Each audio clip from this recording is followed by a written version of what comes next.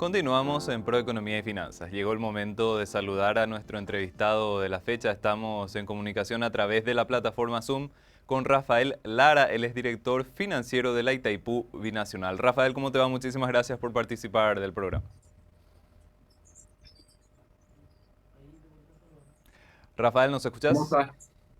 Ahora perfectamente, Eduardo. Un gusto saludarte a tus órdenes. Rafael, queremos hablar un poquitito acerca de este tema que es la calificación de riesgo de Itaipú, pero para ir introduciendo un poquitito el tema. ¿Qué hacen las Ujú. calificadoras de riesgo, Rafael? Y cuando hablamos de una calificación de riesgo, ¿de qué estamos hablando? Bueno, en primer lugar, se podría considerar en su esencia lo que es una calificación de riesgo y tiene que ver más que nada con el comportamiento financiero de una determinada empresa, eh, un análisis de sus principales ratios, la evolución que están teniendo estos ratios en el tiempo.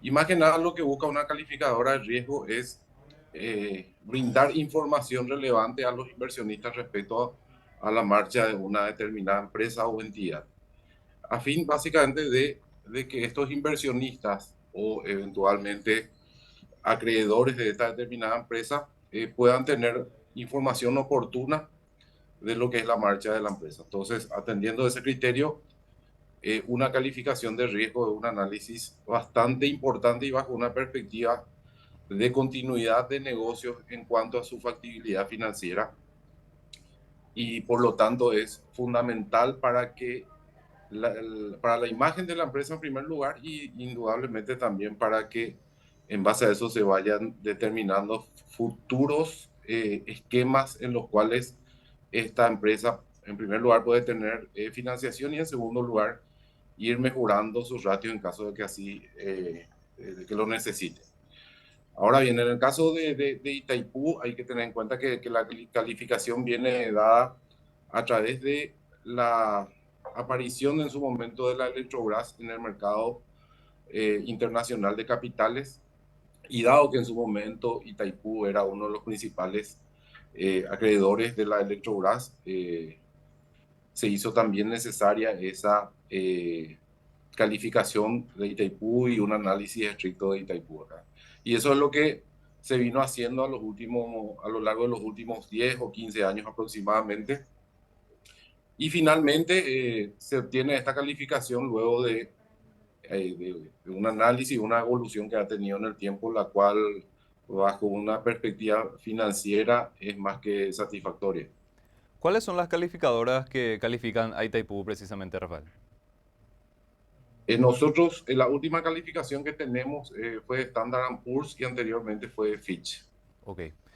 ¿Y cuál es la nota finalmente que recibe Itaipú y cuál es la base, el sustento de esta calificación? Bueno, Itaipú tiene una nota triple A, que es la nota más elevada dentro de lo que es la tipificación que se hace dentro de de las calificadoras.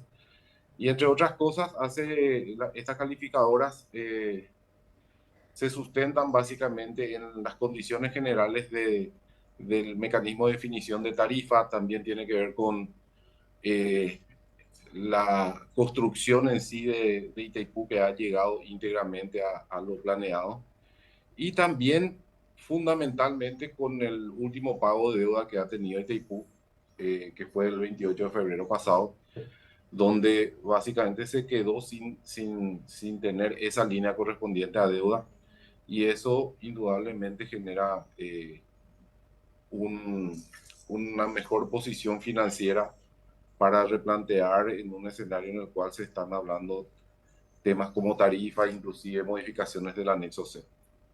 Esto, Rafael, valoriza mucho lo que es un activo de ambos países, de Brasil y Paraguay. Se está hablando de una institución sólida, solvente, desde el punto de vista financiero, y es una entidad que tiene mucho valor para ambos países.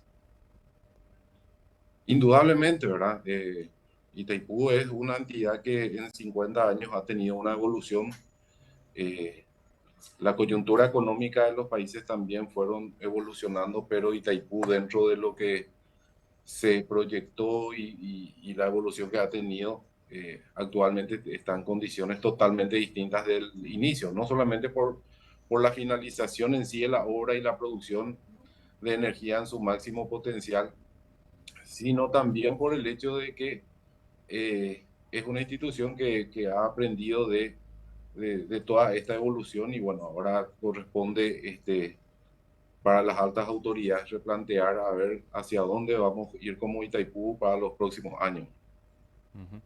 Rafael, ¿y cómo esto podría eventualmente favorecer a Paraguay como Estado? Esta nota de Itaipú, en cierto modo, también genera algún tipo de respaldo para Paraguay en materia de calificación soberana.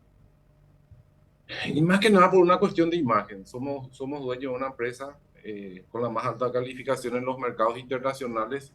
Tenemos una parte de esa empresa y indudablemente, además de toda la calificación que se hace a la deuda soberana, donde entran otros ponderadores, da una imagen de orden, da una imagen de evolución y en ese sentido puede contribuir a que básicamente se pueda crear una sinergia. Entiendo que esta semana estuvieron justamente las autoridades nacionales, empezando por el presidente de la República, el ministro de Economía y otros, hablando justamente con la calificadora y explicando la coyuntura actual, no solamente de Paraguay, no solamente desde el punto de vista macroeconómico, sino también de los programas que tienen para ir teniendo capilaridad y ir evolucionando hacia cuestiones más específicas.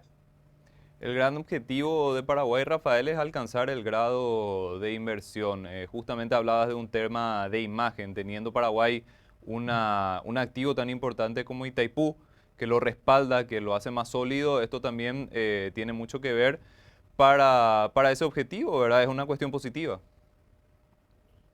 Indudablemente, o sea, entiendo que esa imagen que fue construyendo Paraguay los últimos años en un contexto regional en donde básicamente las, los indicadores macroeconómicos no han tenido una evolución estable, por así decir. Paraguay se ha caracterizado en ir haciendo las tareas y a través de la cual ha tenido cierta estabilidad, no solamente en cuanto a inflación, sino principalmente me refiero a la cuestión referente a responsabilidad fiscal y el crecimiento económico.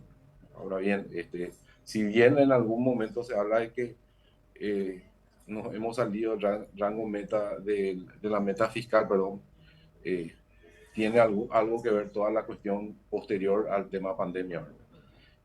Y entiendo que bajo el Ministerio de Economía actual, uno de sus principales desafíos es converger hacia la meta fiscal. Ujú.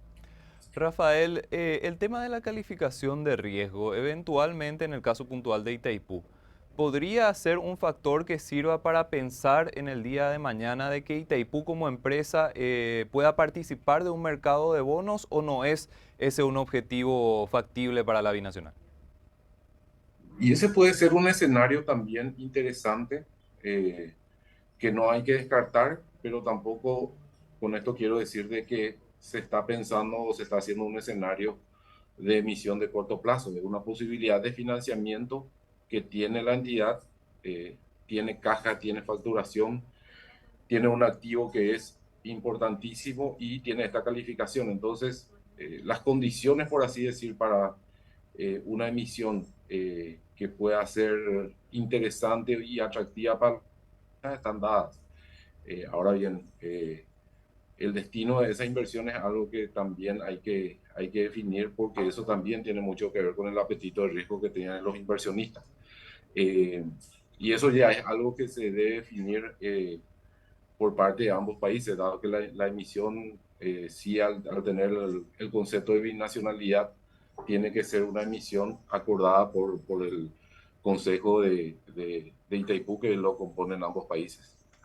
Itaipú, Rafael, es una entidad que en teoría ya saldó su deuda más importante, es decir, bajo esa óptica hay nivel de endeudamiento, un espacio, perdón, para poder Sí, endeudarse y para poder tener financiamiento por esa vía. Ya lo decías, no es una cuestión que se esté analizando propiamente, pero sí hay un espacio.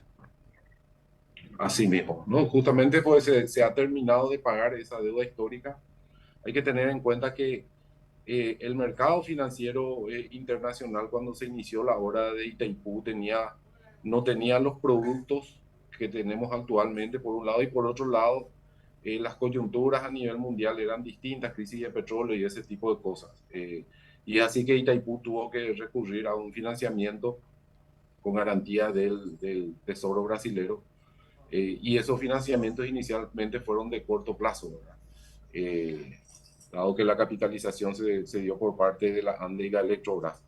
Entonces, toda esa deuda que se fue eventualmente refinanciando eh, y, y que eventualmente también se fue tomando a mediano plazo es la que ha sido honrada en su totalidad en el mes de febrero de este año.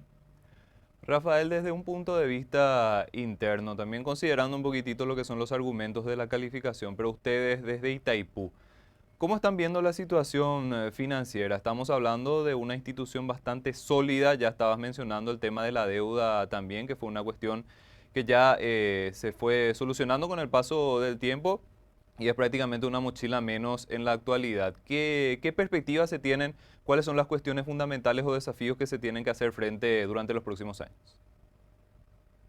Más que los próximos años, en un primer momento, en temas netamente ejecutivos, nosotros estamos preparando el presupuesto para el próximo año, dado que tenemos plazos internos que cumplir, para lo cual básicamente recurrimos a otras áreas como dirección financiera, me refiero, a otras áreas para ver sus eventuales requerimientos. Indudablemente, la parte fundamental en esta ecuación tiene que ver con la generación de energía y las perspectivas que tenga la dirección técnica.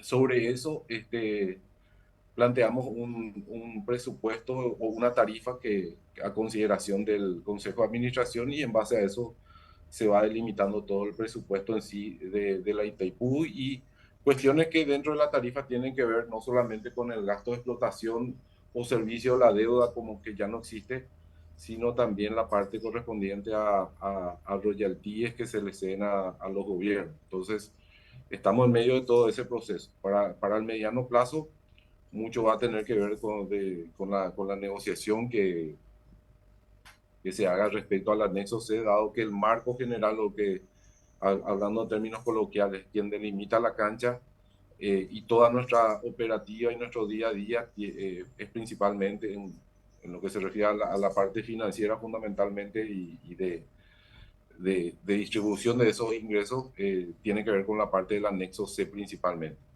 Entonces, sobre eso vamos a ir planteando escenarios para, como área ejecutiva, repito, para análisis y consideración del Consejo de Administración y, por supuesto, en nuestro caso, el presidente de la República. Mm, ujú. Rafael, este tema de la decisión del gobierno de retirar mayor energía de Yacyretá, de la entidad binacional Yacyretá, no entrando a analizar esa decisión puntual que corresponde al gobierno, ellos tienen la potestad de hacerlo, pero esa decisión teniendo en cuenta de que lo que se hace en la práctica es consumir mayor energía de la EBI y dejar de consumir en parte de Yacyretá, ¿tiene algún impacto o efecto financiero para lo que es Itaipú propiamente dicho? Para Itaipú como entidad y alguna implicancia desde el punto de vista financiero no existe por una sencilla razón. Itaipú trabaja sobre potencia contratada por año, entonces o sí se vende toda la energía en un determinado año y por lo tanto siempre es como decir que se tiene un cupo para este año y sobre ese año se vende la totalidad. Entonces nosotros no tenemos ningún impacto en cuanto a nuestra facturación. Esa es energía que Paraguay paga sí o sí. Paraguay y Brasil, principalmente Claro, Brasil, ¿verdad? claro, sí. Porque el principal consumidor o demandante de esta energía es Brasil. Entonces, Brasil consume su 50% y nos paga por el excedente que consume también. Entonces no hay un efecto en sí en cuanto al ingreso que tiene el presupuestado de Itaipú, ¿verdad? Este pago, Rafael, de la potencia contratada o garantizada, ¿eso se hace periódicamente, se hace de forma anual? ¿Cómo paga la ANDE eso? mensualmente, Mensualmente. mensualmente. Sí. Ok.